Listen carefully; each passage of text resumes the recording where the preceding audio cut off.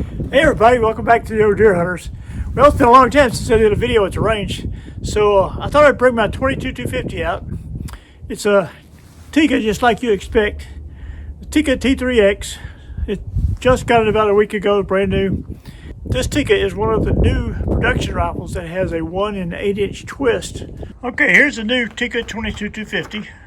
I decided to put it in a GRS Fenris stock for these tests. You just push the button to raise the cheek piece or extend the butt pad. It's got a really aggressive grip. It's really stiff. And I took it down to Grizzly Guns. Of course, we wanted to get it threaded for a suppressor. Makes range work a whole lot more pleasant. And we put a new Loophole VX3 4.5 to 14 on it. It's a 30mm model that will let you focus at distance. It also has the new CDS system.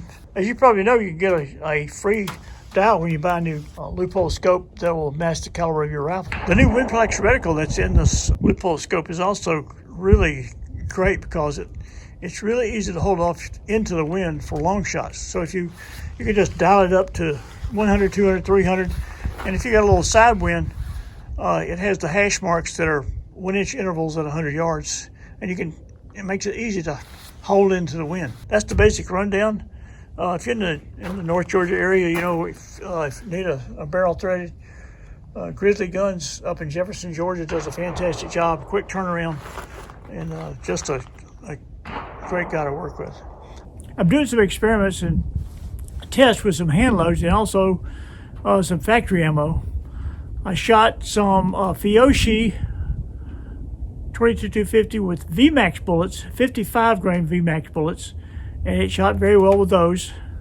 It's about 3,450 feet per second. It's a little bit slower than what's advertised on the box, but 3,450 is not too bad for, you know, factory ammunition. I'm hoping that I can get it up to about, you know, 36, 3650, 37, you know, with a 55 grain bullet. And I've tried several powders so far, and I'm going to give you a rundown of a few of the findings I have. Today we're using the new Garmin chronograph. It's a C1. This thing is really neat. I know it's a little bit expensive. I think it's about $600, but I tell you what, this is the shooter's best friend. And today is a prime example. Today I was loading some 60 grain VMAX bullet with Super Performance powder. I backed off 1 grain from what's listed in the book as max with Super Performance and a 60 grain bullet, a Hornady VMAX. That load is supposed to be turning up around 3,700 feet per second. And today when I tested it, it only turned 3,350.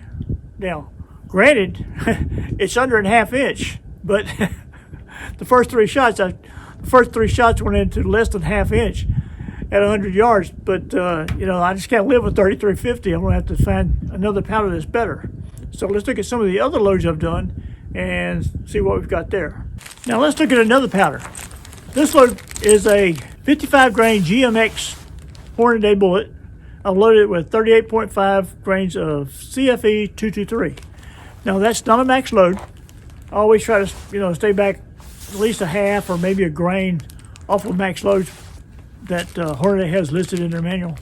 But this load is very accurate. It's shooting ½ inch groups at 100 yards with the 1 8" twist. So I don't think that 1 8" twist is going to affect the accuracy of the 55 and the 60 grain bullets for sure. So on this one, we're getting 3,675 feet per second. 3675, and that's with a Hornady GMX, and it's shooting ½ inch groups. So I'm very pleased with that. The reason I loaded these is because we have a lot of hogs in the area, and you know, deer season is closed, and we're going to get after those hogs at 22-250. That's one of the reasons I like this thing, because even though it's a 22 caliber, it's really got a lot of pop. So you reach out there a couple hundred yards with one of these, and it'll be a hog's worst nightmare. Okay, let's see what else we have. Another very good load that I found with using 53 grain Nosler Armageddon bullets and Accurate Arms 2230 powder up close to max, and they were turning 3,700 feet per second. Actually over 3750, and that's really good. It's right on the money where it's supposed to be. Unlike the Super Performance, I was really disappointed in that Super Performance. I was expecting to get a 60 grain bullet going at about 3,600 feet per second at least, and it's only like 3,350. So that's not going to work.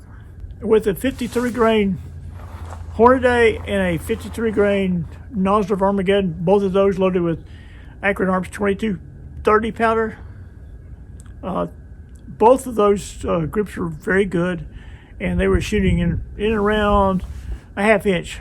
I don't think I want to go any lower than a 53 grain bullet with a 22-250, because I mean they're going 3,800 feet per second. I'm not even shooting max loads. That's still 500 feet per second more than you're going to get out of a 223. So I mean it's worth the upgrade. I know just about everybody's got a 223 they're running an AR, but if you don't have a 223 bolt gun, before you buy one, you might want to think about going to a 22-250. I've got the Tikka that I just bought. It's really running great. Doug has a Ruger Predator in 22-250, and that thing shoots like a house fire. I mean, anything you put in it, it'll shoot under a ½ inch. And any 22-250 that I've ever had, I've had 3 or 4 of them. I've had a Remington heavy barrel varmint.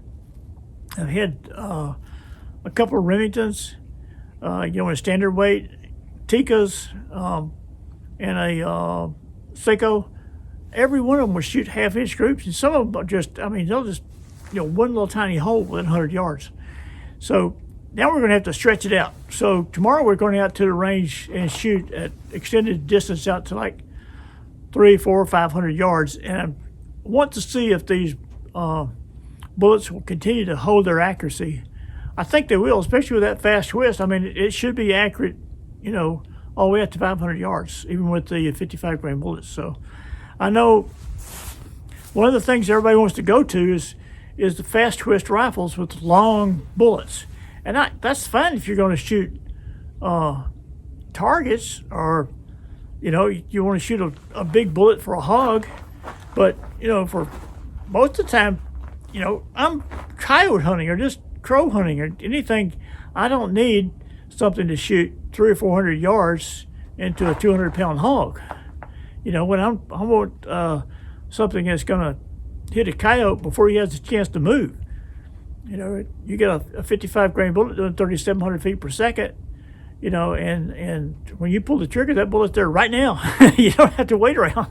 And besides that, a lot more power. You hit that old coyote in the shoulder, you're not going to have near as many runners as you do with 223.